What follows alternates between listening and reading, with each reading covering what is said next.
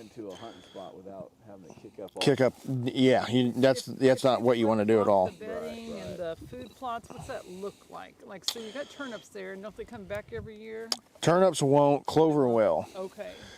Clover will, and that's what I was talking about, putting clover like in this plot here, because it's where them trees are at. Yeah. Them are things that a clover, all you gotta do is bush hog it.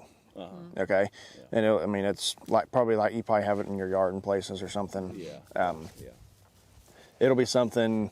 They probably won't hit it a bunch during late season, but through the spring and summer, it's good for fawning, good for does. It's a really good health food source through the summer for fawning and stuff like that. Your brassicas are going to be more your late season stuff. They'll hit November, December, January. Yeah. So. Is brassica a turnip? Yeah. Yeah, pretty much turnip, but they got the bulbs on them. Okay. How do you thicken up the woods? So what we do is go in like any of your low value or no value trees, we're going to go in and cut down. And the big thing is to get the canopy opened up. Yeah. Okay. So you got to get sunlight. Like with anything, it's got to have sunlight to grow. Long story short, anything that they're not going to be able to get a log out of, there's no value to it. You know, you're not going to be able to make any money off of it. I think this was logged a few years before we bought it. Yeah. I think it has a lot of people, that's what they do when they sell their farm. They'll log it a couple years before, and then and so the next person that gets it can't. You know, that's I see that all the time. You could come in here one year, put this all in clover, and they eat it to the ground, like go to town on it. And then the next year they don't hardly touch it. You know, and sometimes it all depends on what is around the farm too. You know, your neighbor goes in and puts in a big bean plot or something, and it's going to change how your deer react on your farm, because now they got a big grain source late season too.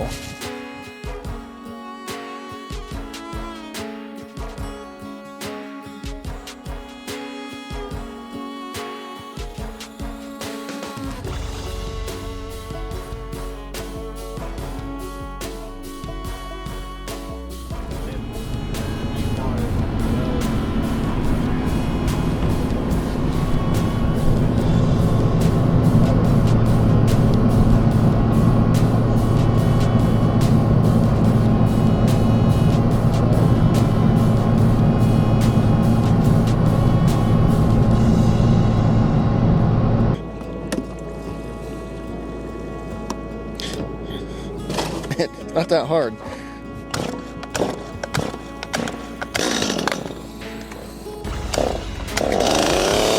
Probably like 6 acres or something like that, maybe. It won't be bad. It don't have to be like crazy thick, but once you get there, you can see like way back in there.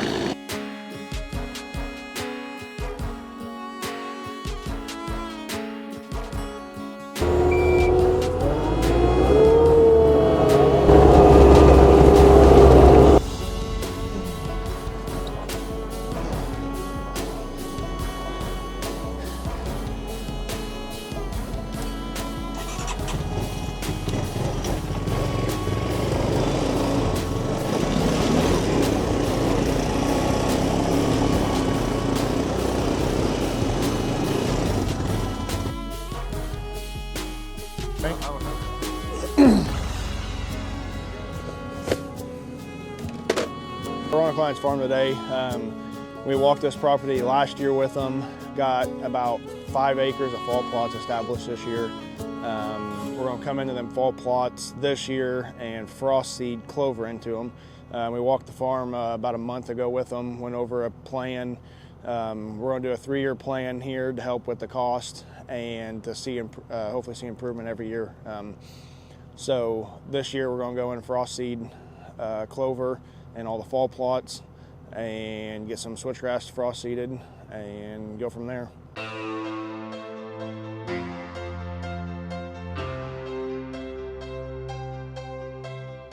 Like that ridge and stuff there, this won't be too bad. I more or less just want to drop a bunch of trees around this edge.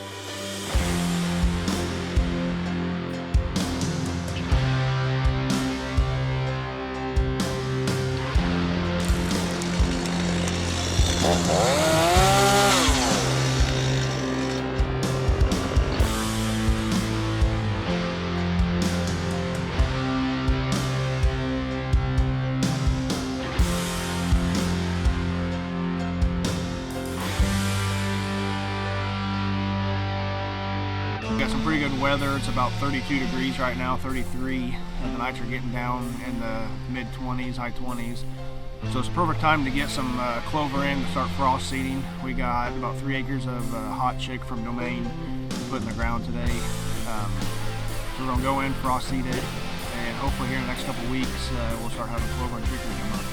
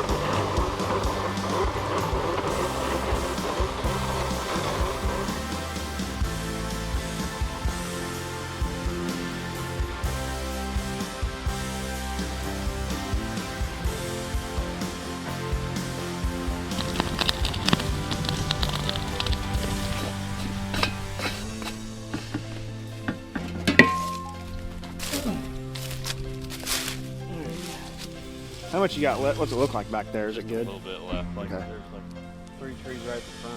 Other than that, it's All right. for the course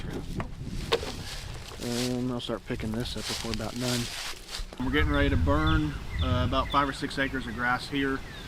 That's going to be in a fall plot this year, and then this time next year we're going to go in and frost seed switchgrass into that next year. But for now, we got about 1.5 acres here, and we're going to go in and frost seed it this year to get it started, and then next year we're going to roll with this 5-6 acres here and put that into switchgrass also. So since the switchgrass seed's so small, we got kitty litter here. You can use like pelletized lime, several different things to help keep from overseeding. The seed's super small, super easy to use too much seed.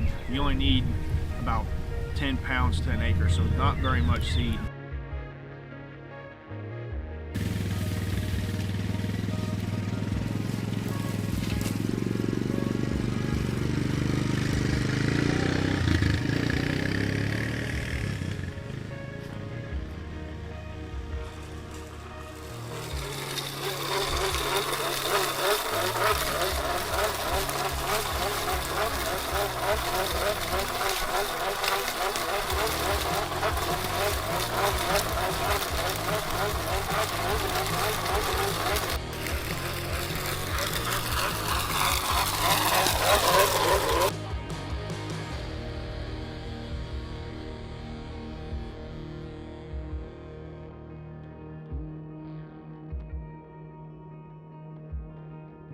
Now Yeah, what? light stuff on fire.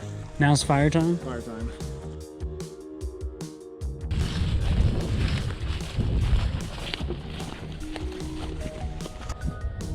Switchgrass, and then all this is going to be beans up here. And the wheat is going to go up that low spot there.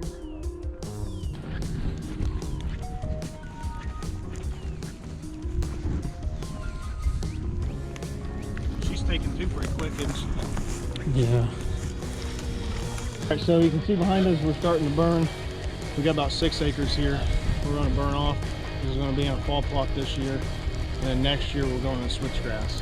So we got the back burn started. We got an east wind. We got a good back burn, and we're going to come up on the upwind side and get it all lit and go from there.